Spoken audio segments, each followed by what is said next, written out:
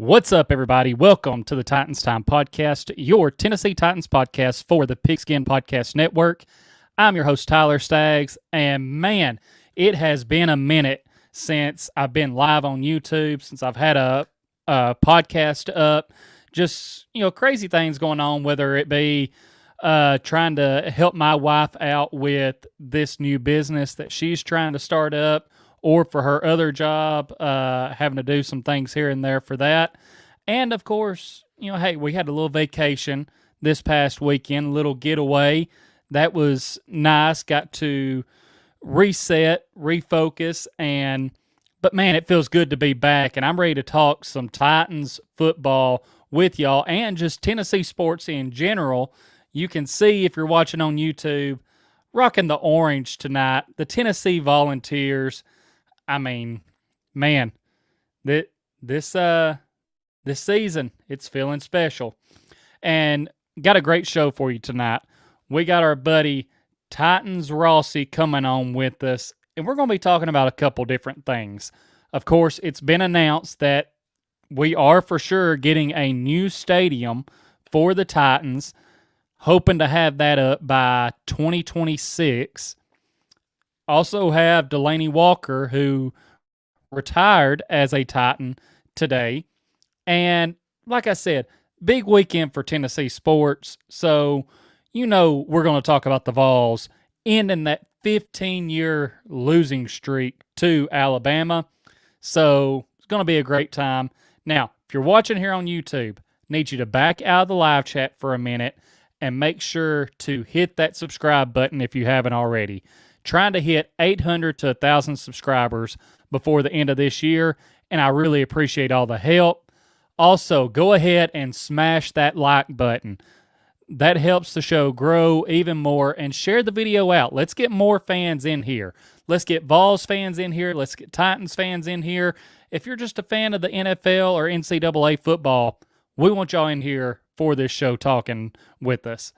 Now, the audio version will be up later tonight of this podcast. Make sure to go check that out on Stitcher, Spotify, Apple Podcast. Follow the podcast on those platforms. Leave a 5-star rating. Leave a review, questions. Love all the interaction. Also, can find me on social media, on Twitter at Titans_time, Instagram at Titans Time, or that's TikTok actually is at Titans Time. Instagram, Titans Time Podcast. Facebook, Titans Time. Now, got to get our buddy in here with us. So, bringing in Titans Rossi. Buddy, how you doing tonight? I'm doing pretty good, man. I've been a little under the weather last few days, but, I couldn't be happier about the Tennessee win. As you can see, I got the good old Neyland behind me. And it's been a good past few days other than being under the weather. I'm excited about the Colts game coming up. Of course, I'll be at that game. And so yeah, it's we've got some football ahead of us. We do. And you mentioned Neyland being in the background there behind you. We got to get Neyland in the background for us after that win over Alabama. And I mean, the fireworks going off, there's a lot to celebrate. And, of course, we got to get to the comments from everyone in the chat here. Got Derek saying, go Vols and tighten up. That's right, Derek. Got my wife saying, tighten up. Excited for this game. Derek says, Preds are on right now, too. Power Hour says, hey, that's not Titans colors. Power Hour, you're right, man. But after this weekend, I mean, we got to bring a little bit of orange to the show and support the Vols as well. And I seen you on TikTok lighting up that cigar. I had my cigar as well. Had to celebrate that Tennessee victory the right way. Got Bryce in the chat saying, what's up, Bryce? Hope you're doing well. My wife's saying, smash that like button, and saying that my TikTok is blowing up. Check it out. And hey, it was growing a little bit. Something's going on with my last two videos that I've tried to upload. For some reason, they're not showing up. So TikTok, I'm going to need you to get your shit together on that because it's irritating me a little bit. Or at least get back to me and let me know why those videos aren't going up. And Derek says, how are you still in Neyland, Rossi? And Rossi, just I left know here. you were the one who took part of the checkerboard field, wasn't it? Weren't you? Yeah. Yeah, I was. That was me. Oh, I got a trying to piece of make the a little bit of goalpost profit at online home. there. And we will get more into that Tennessee Bama game a little bit later. But first, we mainly talk about the Titans on this channel. And that's where we have to keep our focus starting out. Delaney Walker officially retired as a Titan today. And, when I was seeing that, as far as free agent acquisitions go and everything, Delaney Walker was one of the best, arguably the best free agent signing we've had over the years. I mean, he was a cornerstone for helping turn this team around and turn the culture around. And, you do also have the comments that he made not long ago about how, playing in Tennessee, you're not necessarily going to get up to that Hall of Fame status. But it is nice to see him actually retiring as a Titan. Of course, you go back, look at the injury he had, and you're like, man, if that hadn't happened, what will we be looking at right now? Will we still be having these tight end troubles that we've had over the last couple of years, or would Delaney be leading our tight end room and us actually be okay at that position? But what's your thoughts on Delaney Walker officially retiring as a Tennessee Titan? No, it makes me happy that he retired a Titan. I think he, as far as I would say for him, and obviously it is because he retired a Titan, that the most meaningful moments of his career was with us. He kind of started the turnaround a little bit there. 2019, we were 9-7. That's when we went to he was hurt that year, but that's where we went. He played some. That's when we went to the AFC Championship game. Mm-hmm. And I think that turnaround even started a little bit before that. Maybe 2017 was when it started, the little streak of 9-7s that we had. So it started to the culture started changing with him. I think he's, arguably one of the best tight ends in franchise history. He's definitely up there. Some people say he's better than Wycheck. I think it's hard to compare them both, but I think they're kind of 1A and 1B for me. But I just I love it, man. I think I was a little bit surprised in a way, just because he had said some things about the Titans last year or whatever, but I don't think he really meant too much by it. I think it was just something on a podcast he was saying, but I'm happy. I'm happy for the fan base. I'm happy for him, and he's a legend. Yeah, for sure. And I mean, fans all over Twitter and everywhere have been showing him love today ever since the news come out that he was going to be retiring a Titan. I mean, this fan base is grateful for what he was able to do with this organization. And like you said, some people, you could probably make the argument that he's, maybe the best tight end that we've had. I'm kind of like you. I liked Wycheck as well. Maybe the biggest difference was Delaney, when you got the ball in his hands, he could make a little bit more happen than Wycheck could. Right. Of course, I'm trying to think back to that would have been when I was a lot younger than I am now, trying to think back to the Wycheck days. So that's a little bit harder to think to since the Delaney era. But go ahead. No, I was just gonna say the thing with Wycheck and I was watching Buck's show just a little bit before this show came on, but the thing with Wycheck was it was a whole different era. You know what I mean? A whole Mm-hmm. different time of football then. You know, I mean, you're talking about two totally different offenses, which kind of similar in a way, to be honest, sadly. But I'm about to say, but I are the mean, offenses really that different? it really, yeah, when you come to think of it, they're really not. But I mean, but yes, they were too, because you had Derek Mason and you had Wycheck. Those were your main go-to guys in the passing game.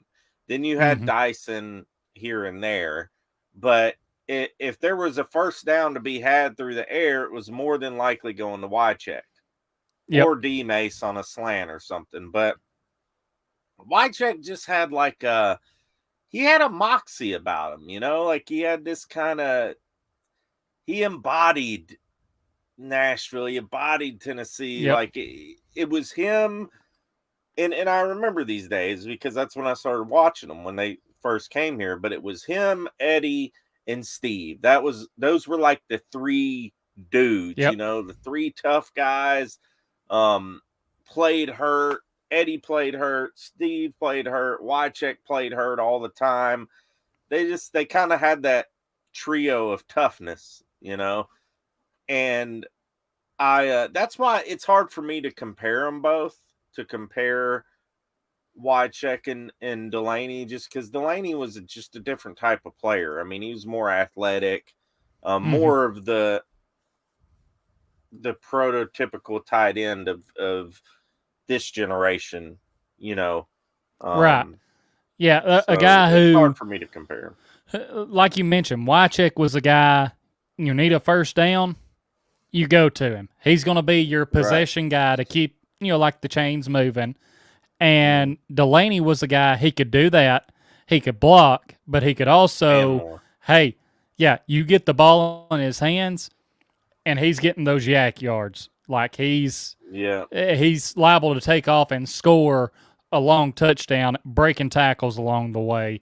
So, yeah, I am glad that he retired a Titan. I think that is the correct way to end his career there. Definitely. And now want to switch focus from talking about Delaney to talking about some more news that we got. And that is the Titans will be getting a new stadium. It will be a Mm. dome, so no retractable roof. Going to be a dome.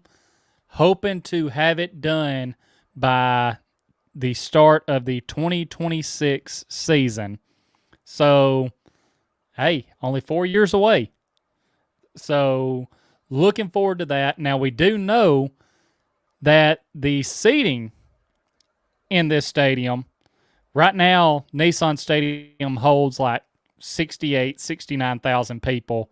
The seating for this new stadium will be 55 to 60,000 people.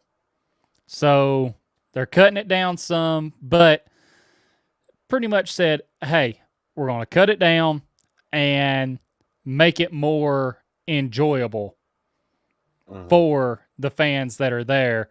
And I want to get your thoughts on that. I mean, you're cutting out several thousand seats there.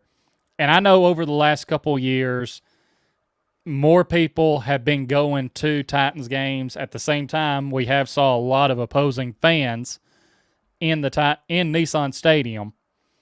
Right. But how do you feel about the fact that the seating is going to be less?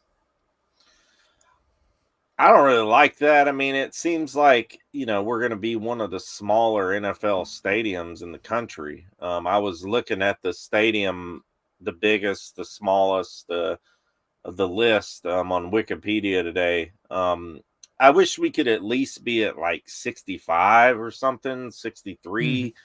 Definitely not under 60. I mean, we should be at least at 60. Right. I get it. I mean, we're a smaller market team. I do get that. I also understand that with it being Nashville and the new Nashville and the way things have been the last 15 years, this stadium is going to be amazing. I guarantee you that it's going to have all the bells and whistles, probably going to have a honky tonk in it, probably going to have bars and all. I mean, this stadium's probably going to be something like we've never seen before on the inside. You know what I mean? There's probably going to be so much stuff going on, entertainment, food, all that stuff. They're going to, knowing how Nashville has done it up with the draft, with all the 4-story honky tonks down Broadway and all that stuff. They're going to do it big, and they're going to make it awesome, and they're going to make it a place where people from all around the world are going to want to come and experience. And I do like that aspect of it, but I wish they would it would at least be 60,000. And I like the dome idea. Not against it, I worry about the turf. With the injuries that we can't even stay healthy on regular grass, let alone turf. But hopefully by 2026 we'll have this little injury bug gone. I mean, we thought we were going to have it gone this year. Yeah, we thought we were going to have it gone this year, buddy, and it's not looking like it. But yeah, I was kind of like you. Whenever I first seen that the capacity was going to be 55 to 60,000, I was like, man, that just seems a little low to me. Yeah. I thought the sweet spot was kind of going to be around that 65,000, because then, yes, you're still cutting out about 4,000 seats. And, I'm just thinking about looking at Nissan Stadium now for these home games. Like, yeah, you'll look around and see some empty seats, but I don't think you're seeing even 4,000 empty seats there in the stadium when the Titans are playing. So now you're talking about cutting out like 9,000 seats. Hey, they shouldn't have a problem filling it. And I see Derek's comment about hoping that they change the capacity before it gets built. Don't see how the Super Bowl will ever come to the league's smallest stadium.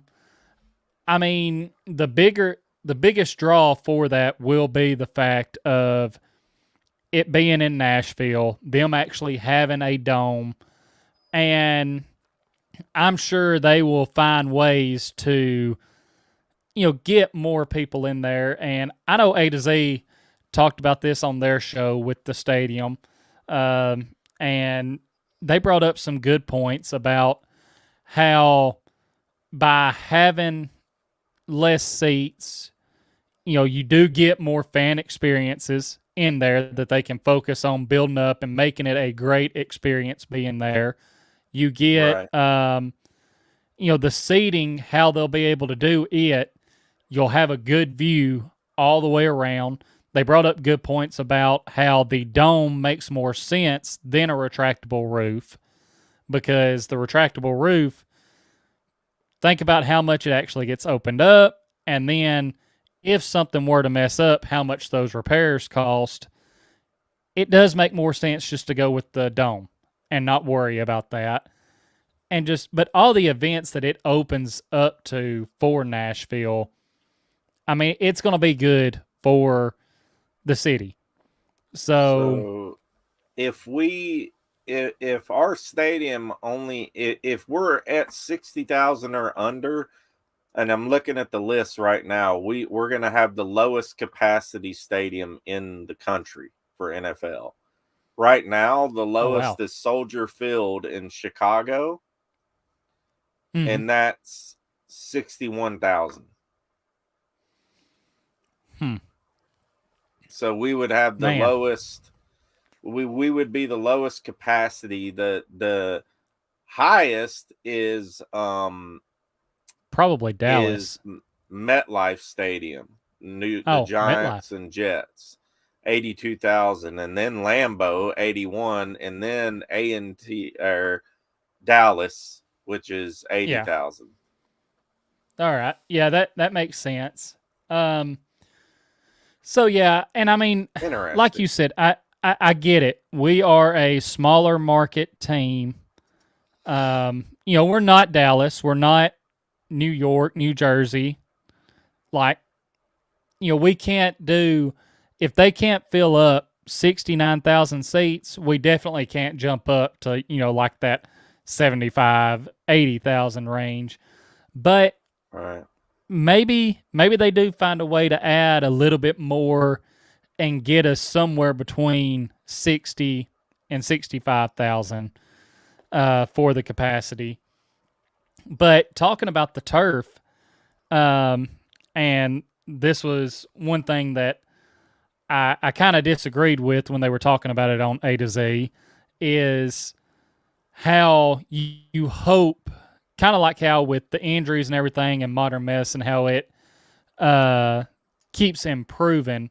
You hope that the turf keeps improving and that maybe it's not as bad as some of these older stadiums that have turf. But I look at SoFi Stadium, which hasn't been done that long, and you think to like Odell's injury on that field where it was non-contact, and I'm like you. The turf is the only thing that really concerns me with the stadium, but I get it. Right. The turf makes more sense than real grass in there. And Power Hour says, Derek, I can assure you the NFL will put a Super Bowl in Nashville. The made money when the 2019 draft was there. Smaller stadium, but you can build a field level bar or indoor pavilion, which could add on an additional 5,000 people.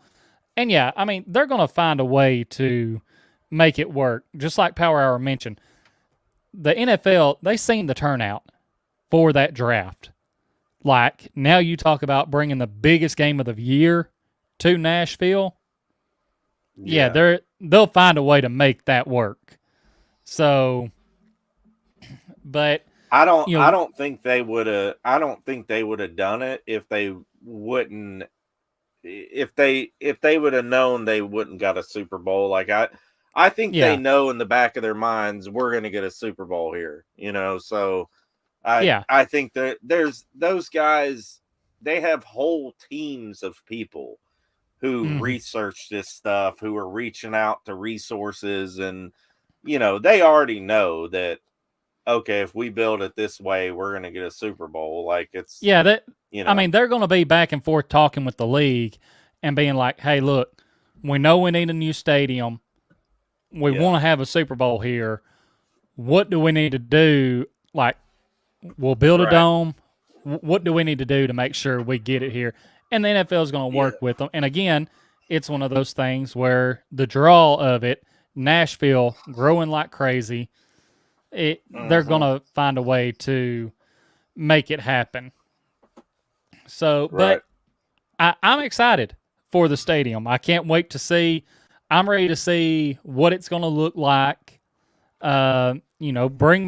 Give me all the drawings. I want to see the concept for this stadium and see what we're going to be looking at. So, some exciting things going on there. And really, as far as just what's going on with the Titans, only other thing I feel like we could really hit on that had any kind of importance over the last couple of days was the fact that Josh Gordon did get released from their practice squad.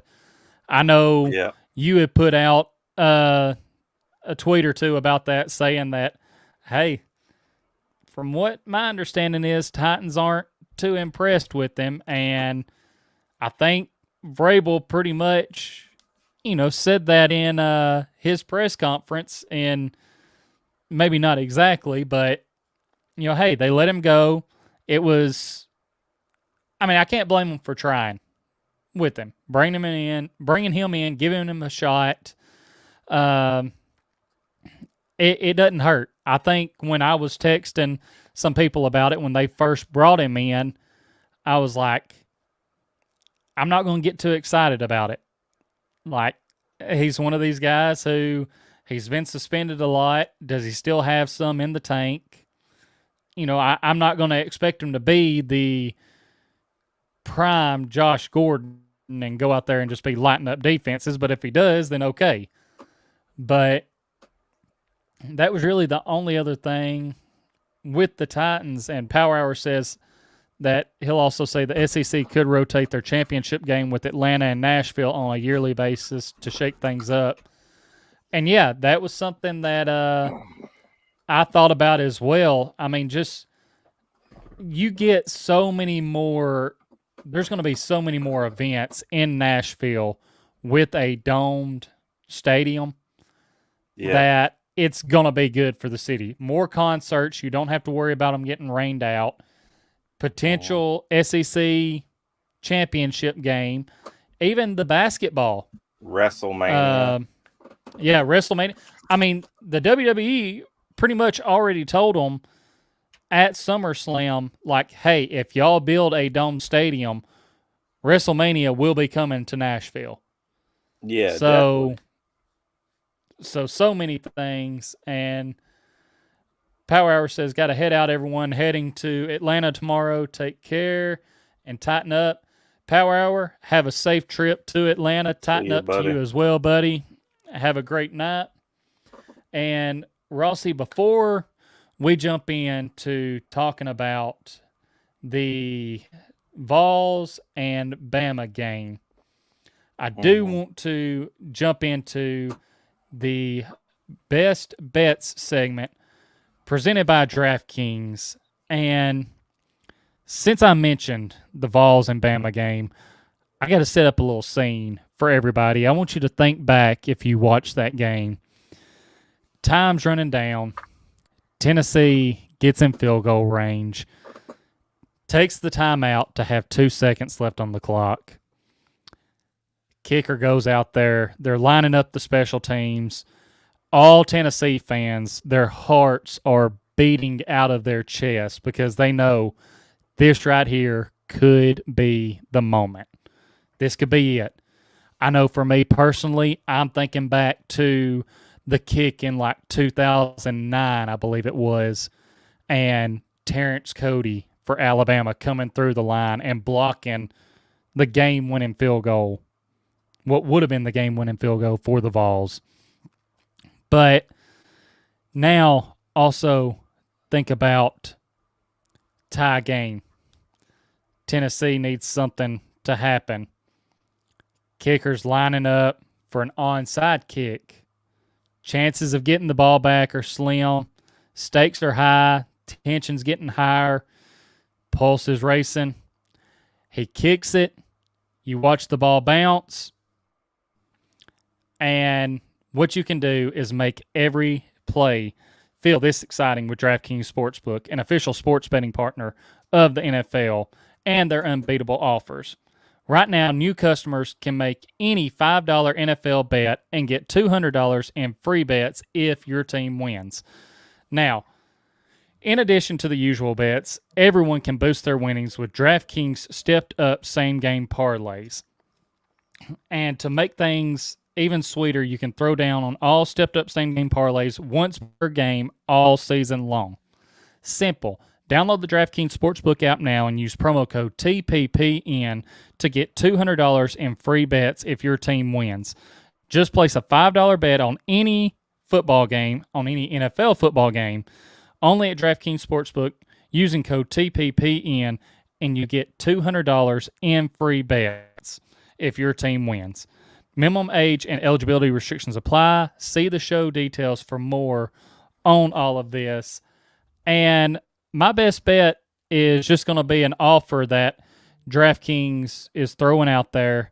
Now, DraftKings did bite me in the butt last night for the Monday Night Football game.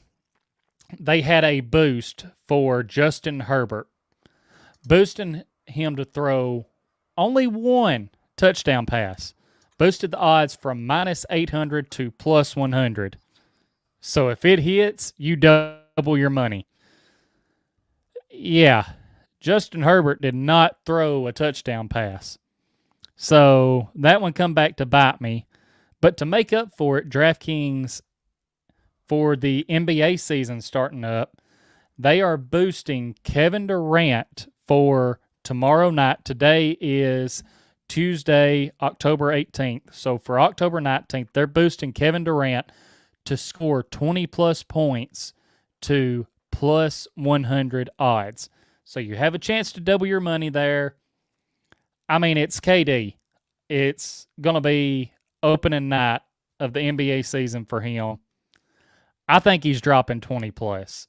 This is not betting advice, just my thoughts on what might be a good idea to look at. And now, Rossi, we can jump in to talking about the Vols and Bama. And, I mean, pretty much what you can say about this game is, I mean, you can kind of see it in the background here if you're watching on YouTube, how the team is running all over the field. The fans are already starting to climb out on the field to storm the field. Just a crazy scene in Knoxville.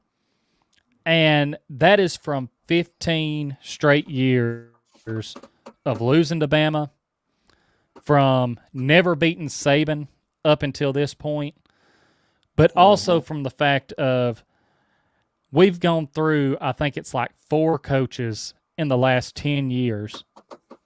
And now we finally feel like we're back on the right track. But the thing to really let us know, hey, Tennessee's back, is getting over that hump of beating Alabama. What were your thoughts and emotions after that kick went through? Because, man, it was a roller coaster there watching that knuckleball just barely make it over the uprights. You know, I grew up a Tennessee fan. Before the Titans came around, we were diehard Vols fans. I mean, my mom, I remember my first Vols game was actually, I went and saw Heath Schuler play.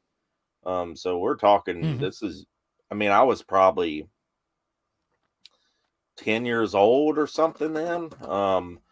And I remember they played like the Louisville Cardinals, and I remember watching Schuler, and we destroyed him. But I mean, yeah, so I've had a lot of good memories going to Knoxville when my dad was around, when he was alive, and with the family. And, you know, I've seen us get our tails kicked many times by Alabama.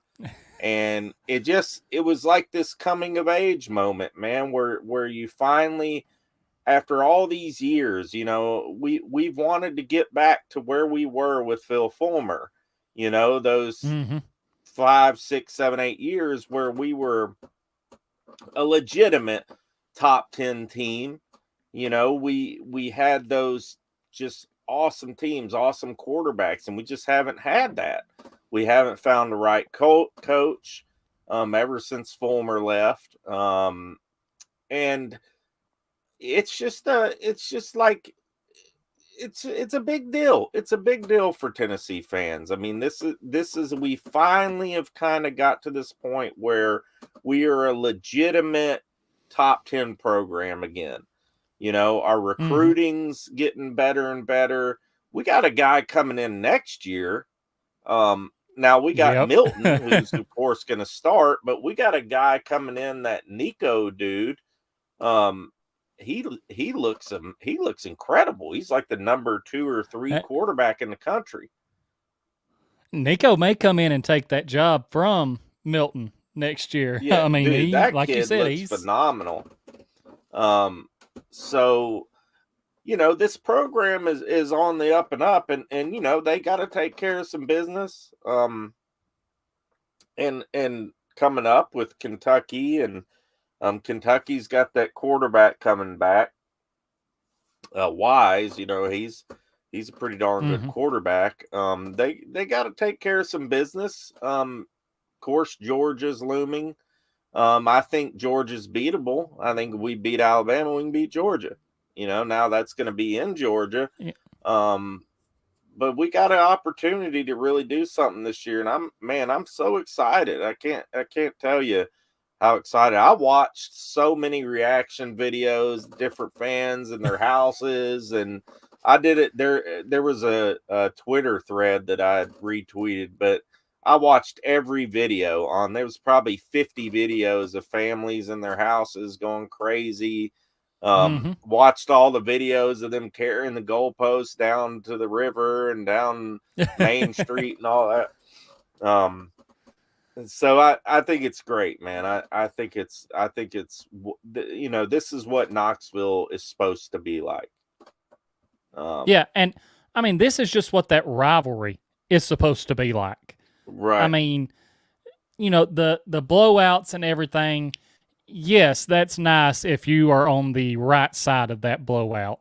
But, and I've seen where other people have said this, that college football is just so much better when you have a couple of teams like this, especially in a big rivalry, that are good. When you have Tennessee coming in to where they're at now, of course, Alabama's been dominant, even Georgia with what they've been able to do. And I'm glad you made a great point. Like, Tennessee and Tennessee fans don't need to look too far ahead. We don't need to just jump to our next focus being Georgia. Honestly, we need to be focused on this next week against UT Martin, homecoming. Hope that everyone's not too hungover from this Alabama game. And then, because that would be something else, beat Bama and then follow it up by losing to UT Martin. But then we still got to beat Kentucky before we worry about Georgia. And you mentioned that, Georgia, yes, they look pretty good. But I honestly think Alabama is a better team than Georgia. I was looking at Georgia's schedule today, and they really haven't played anyone yet this year. And in some of the games that they have played, it's been a lot closer than it should have been. And if they play like that against Tennessee, Tennessee's going to run off and leave them.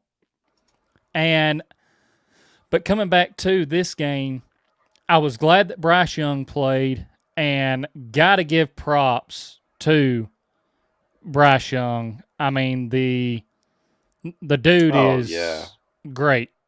I mean, just the way he was able to improvise back there in the pocket. We had pressure on him. He was able to escape it, extend plays like crazy. Like, there's a reason why he's one of the top prospects for the draft. And then even the running back for Alabama, I'm blanking on his name right now, but that dude is what's his fast. name? I mean, when he Grimes, what was his name? I'll look it up. Something like that.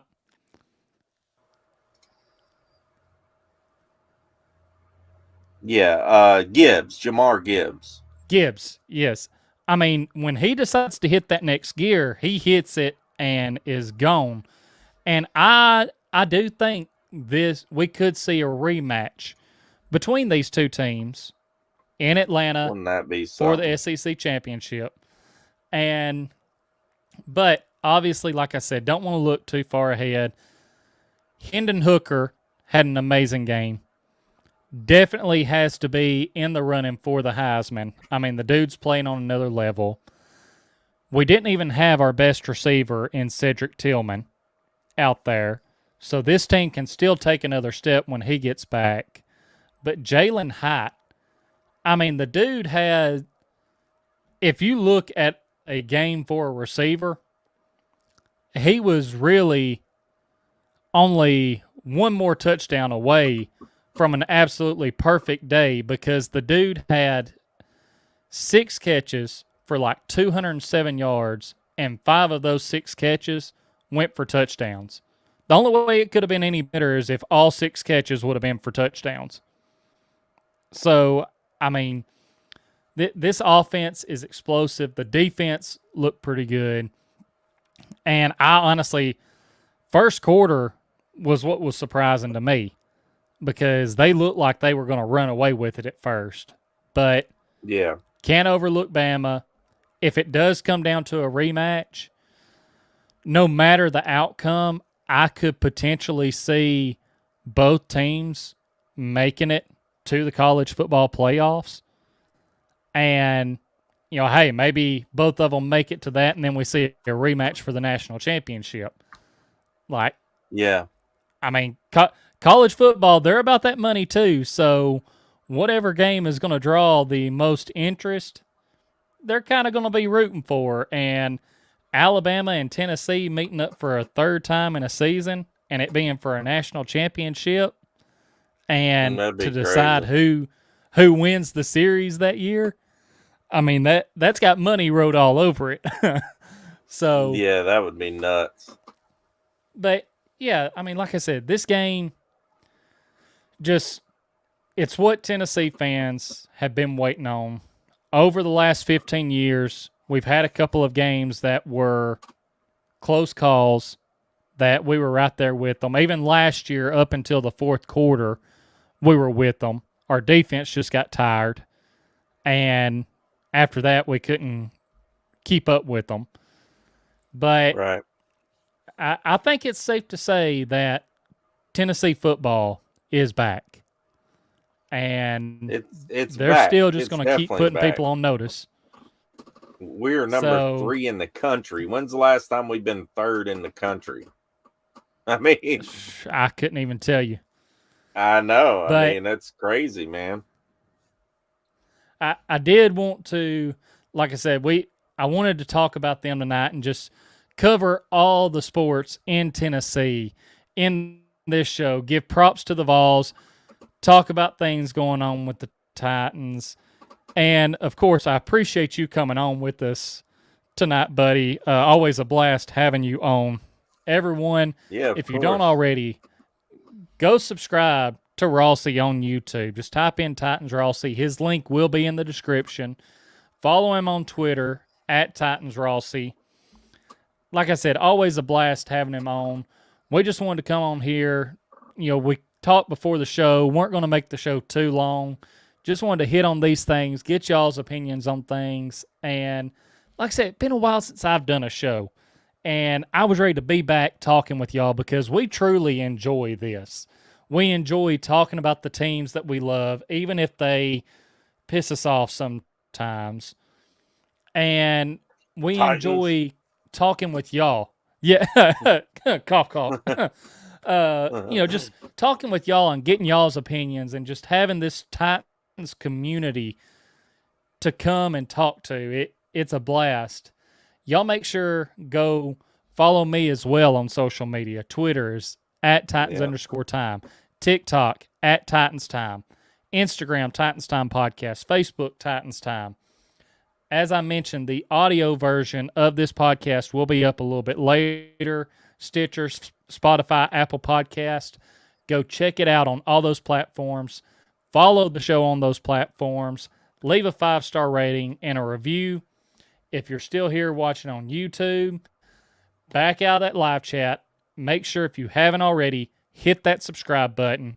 Hit that bell notification so you never miss when I go live, when I upload a new video. I do plan on having another stream and pod out this week for the Colts matchup coming up this Sunday in Nissan Stadium. Here's to hoping we sweep them again this year. And I was hoping the Jaguars were going to beat the Colts this past week, and then we could put the nail in the coffin. But now we just need to focus on knocking the Colts back down again, getting that sweep. But also, smash that like button, share this video out. Been appreciating everyone in the chat tonight. Derek saying Hemden Hooker. I like the hooker for Heisman myself there. Derek saying Preds are winning 1-0. Have a great night, guys. Derek, you have a great night as well. Buddy. Tighten up. Damon saying tighten up. Tighten up to you as well, Damon. And yes, go Vols. Go Big Orange. And really, that's going to be all that we have for y'all tonight. This has been Titans Time. And as always, tighten up. Tighten up, guys. Wipe sweat off my brow. Boys ain't bad.